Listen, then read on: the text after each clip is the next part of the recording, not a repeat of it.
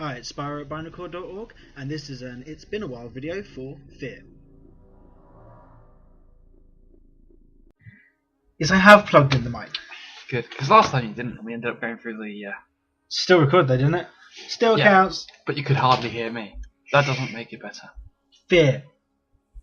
I'm not afraid. Fear me now.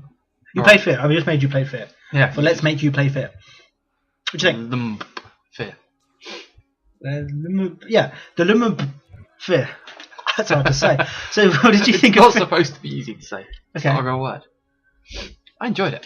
Yeah? It wasn't scary. Should have been scary. Well, It would have been you did- scarier if it was scary. It did mess up, like, halfway into the second level. You haven't got quite far. I killed a dictionary and the game You did did. not like You it. killed a dictionary and it blew up, and the Yeah. game crashed.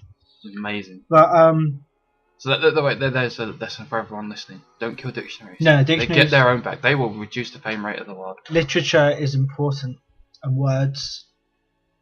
You can destroy Bibles. And this game is amazing. So you've played Fear 3, but you haven't played Fear. You've played part of Fear 1, now you haven't played Fear 2. Fear is my favourite game series like ever. Really? Well, Spyro obviously, but no, Fear is brilliant. It's the first game ever to make me jump, because when I played this game, on my laptop, headphones in the dark, you know, like you're kind of huddled over the laptop. Yeah. It made me jump because there's some bits in this game. I did play a demo once for Fear 2. And With a mech. Fear 2 wasn't scary. There was one bit where you're climbing up a ladder and as you get to the top of the ladder, Alma just appears, and that's the only thing in a video game that's ever made me jump. Yeah. This game had 2 expansions I was telling you about before. It's got Extraction Point and Perseus Mandate. Those 2 games, scarier than Fear, but Really? they're not canon. Like, in that you have these enemies called Vespers, which are... I don't know, Isn't that what the Pope drives around?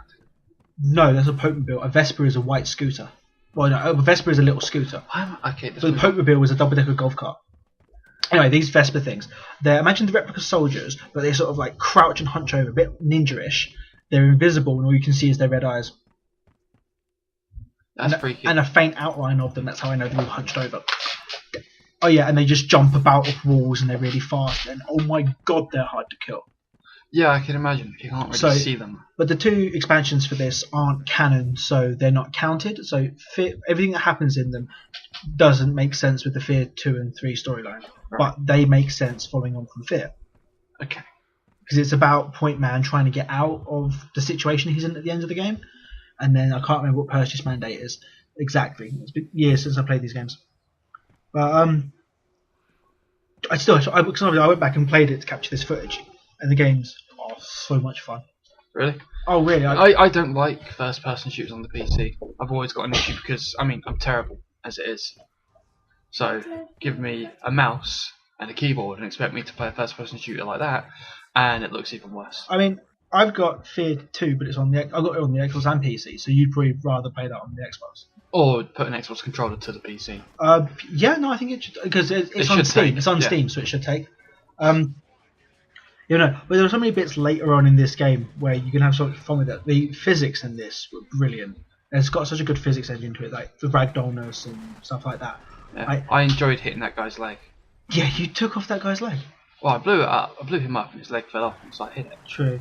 I kept telling you to try and drop your weapon so you just had your fist out. You can do it, and you will see footage of me doing it later on. I don't know why it didn't work for you, but... Game just didn't like me. Yeah. What do you think of the whole slow-mo aspect of it? That's in Fear 3 as well. Yeah, the point is you've got heightened reflexes. You're playing the same characters you do in Fear 3. Yeah. Fear 2 you're playing as Michael Beckett, who you meet halfway through Fear 3. But, yeah, what do you think of that whole aspect? That's cool. As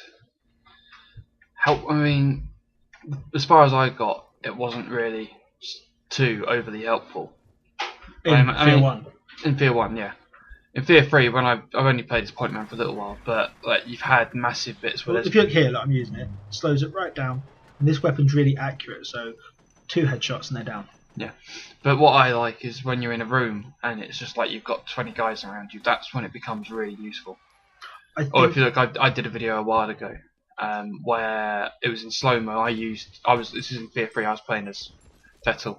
I lifted a guy up, and because it was in slow-mo, James was able to shoot him through a window. That's It pretty looks awesome. I have to find it. So this is just a bit further on than you got, I think. Or where are you at this point? This is where I got to. You go into a room in a minute, and then there is a dictionary. Okay. I don't think I captured that because I don't destroy dictionaries because I'm not like you. Well, I saw it there, and it was your idea. This corridor is brilliant. You meet as where you properly meet Alma for the first time, and she's not a fan of you, so she throws you through a window.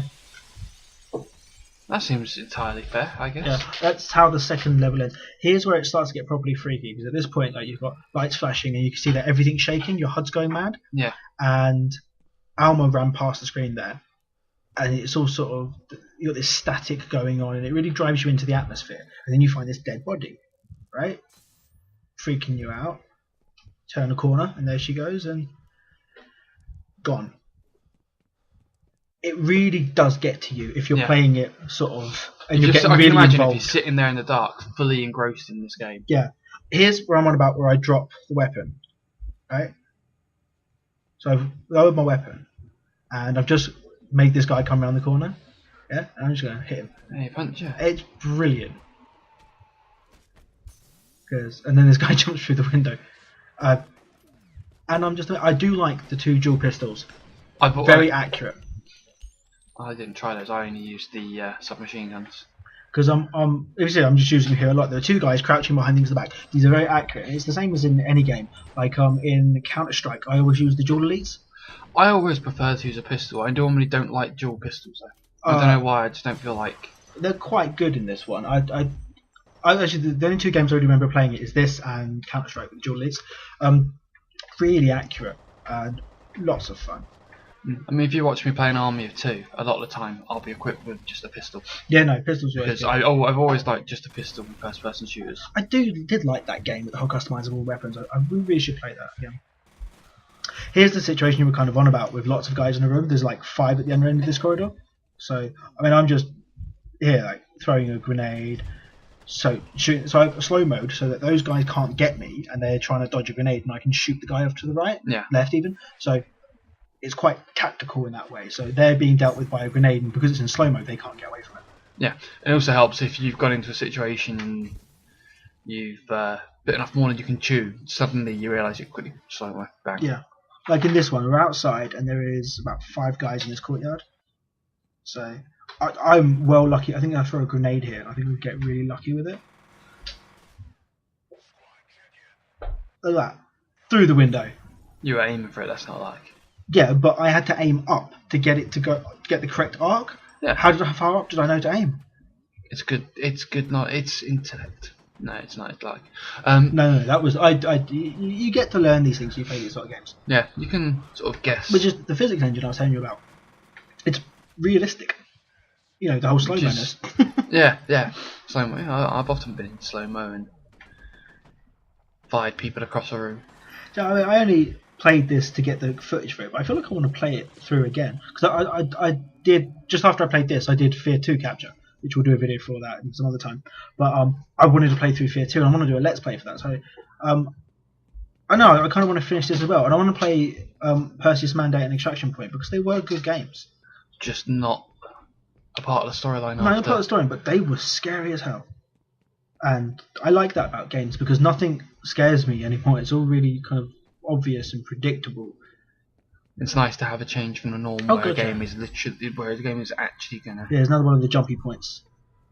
Scare the crap out of you. Yeah, I mean, freak you it out. Doesn't work because like I've played it before, but when you drop down a ladder and go into a corridor filled with blood, it's a bit freaky. It's gonna freak you out for the first time. But I knew that was gonna happen, because it is weird how much of this game I actually remember, and that's kind of bad because. That jumping out of you would have totally got you. That bit just got me there, actually. Oh, really? I was a little Tiny little screen. Huh.